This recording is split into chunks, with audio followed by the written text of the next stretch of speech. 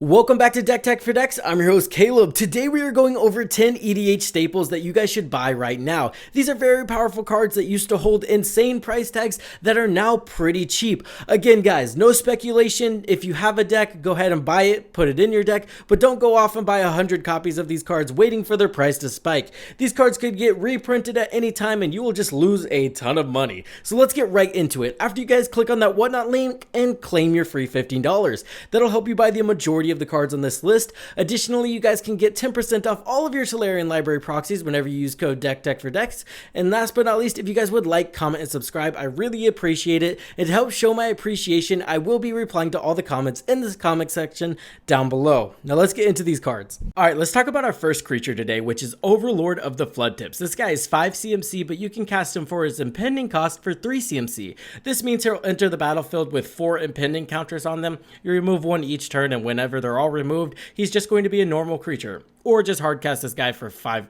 mana. He has flying, and whenever Overlord of the Floodpits enters the battlefield or attacks, you get to draw 2 cards and then discard a card.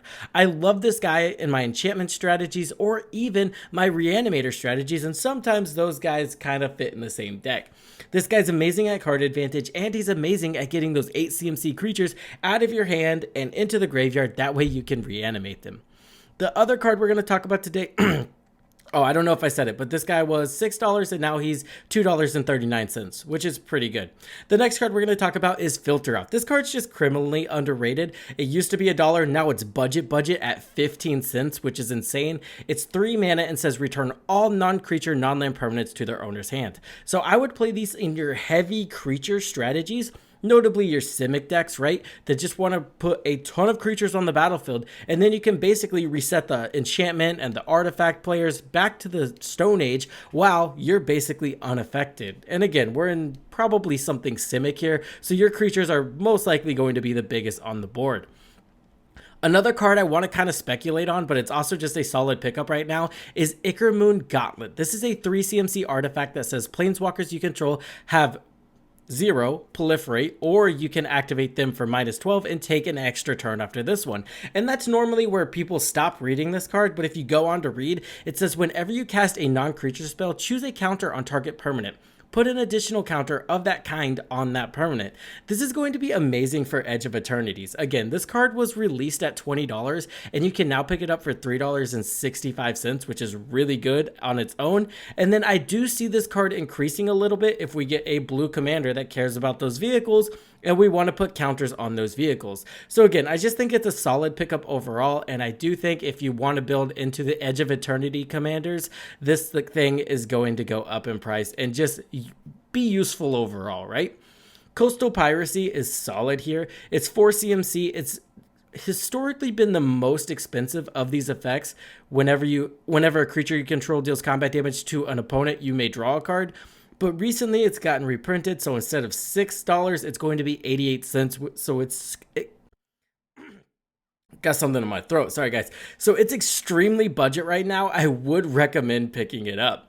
Kindred Discovery is one of those cards that just consistently climbs time and time again. This card has hit over $30 2 times since it's been printed, and there's a good reason for that. This is a 5 CMC enchantment that says, as Kindred Discovery enters the battlefield, choose a creature type. Whenever a creature you control of the chosen type enters the battlefield, you get to draw a card. So the fact that it's enter and not cast is insane, because those token decks that are making all of those slivers or anything Kindred that's also in blue, you put this in that deck. Again, this has been over $30 several times, and you can now pick it up for $5, which I think is a very fair price for this card. Mechanized Production. Believe it or not, this card used to be $15 at one point, and you can now pick it up super budget for 52 cents. It's 4 CMC. It says enchant an artifact you control at the beginning of your upkeep. Create a token that's a copy of enchanted artifact. Then, if you control 8 or more tokens with the same name as another one, you win the game. Notably, that does not care about the artifact you enchant. So you can enchant something broken and then create more and more token copies of it. And then if you just so happen to have 8 treasure tokens on the battlefield, yeah, that's right, you just win the game. It doesn't care that it's this thing is enchanted, right? Which is something people miss sometimes, but yeah, it's pretty broken, and you can get it now at a super budget price. Struggle for Project Purity is a card that released and there was a lot of speculation on, and I think it's still pretty good, and it has dipped in price recently, so I think it's a good time to pick it up. It's a 4 CMC enchantment that says, as Struggle for Project Purity enters the battlefield, choose Brotherhood or Enclave. Brotherhood says, at the beginning of your upkeep, each opponent draws a card, and you draw a card for each card drawn this way. And then Enclave is, whenever a player attacks you with one or more creatures, that player gets twice that many rad counters. Everybody's going to choose Brotherhood. Again, this card is going to be... or it was $4 and now you can get it for $1.40, which is pretty good. This is drawing you 3 cards every turn, which is amazing. Yes, it's drawing your opponents a collective 3 cards, but again, you're still kind of even on advantage, but you get 3 and the advantage is spread amongst all of your opponents. So you're getting a lot more advantage out of this than them or any one of them. And I just think it's done some pretty crazy things. It's like a Sylvan library for 4 mana. I think it's just super solid, especially for a budget card. Training Grounds is another super expensive card, or used to be, I guess. It used to be $48, and I remember those times because everybody wanted this, and there was just a lot of activated ability commanders. You can now pick it up for $4.40. It's a 1 CMC enchantment that says activated abilities of creatures you control cost 2 less to activate. This effect can't reduce the mana cost, and its cost less than 1 mana. So if you're playing a commander and it's got an activated ability and it's also in blue, putting this in the deck is just going to take it to another level. I've really done some insane things with this card just because activated abilities are supposed to be expensive to balance them, and then when you take away that balance, they become broken.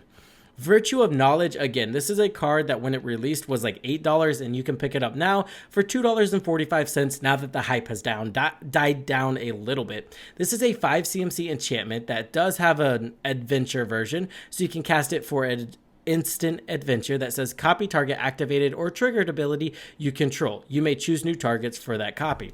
First of all, that's always going to be useful. Most commanders have an activated or triggered ability on them, so just getting to do that twice for 1 turn, pretty good. Then you can cast it for 5 mana from its adventure or just straight up from your hand, and it says if a I've got something stuck in my throat. If a permanent entering the battlefield causes a triggered ability of a permanent you control to trigger, that ability triggers an additional time. So it's kind of like a Panharmonicon. It also works for landfall effects since it just says permanent. Works for creatures, artifacts, any enter the battlefield effect. This is going to trigger an additional time. So it's basically better than a Panharmonicon, and there's a lot of reasons people speculated on it, and I still think it's a very solid card. You just want a lot of the thing that you're doing, right? If you don't have like 10, 15 effects that trigger this, and the whole deck is built around those 10 to 15 effects, I would not even try to put this in your deck. But if that does sound like your deck, look at this card, it's budget, pick it up. That's going to do it for today's video, guys. I hope you guys enjoyed. As always, I hope this helped you in your deck building endeavors. I will see you guys in the next one.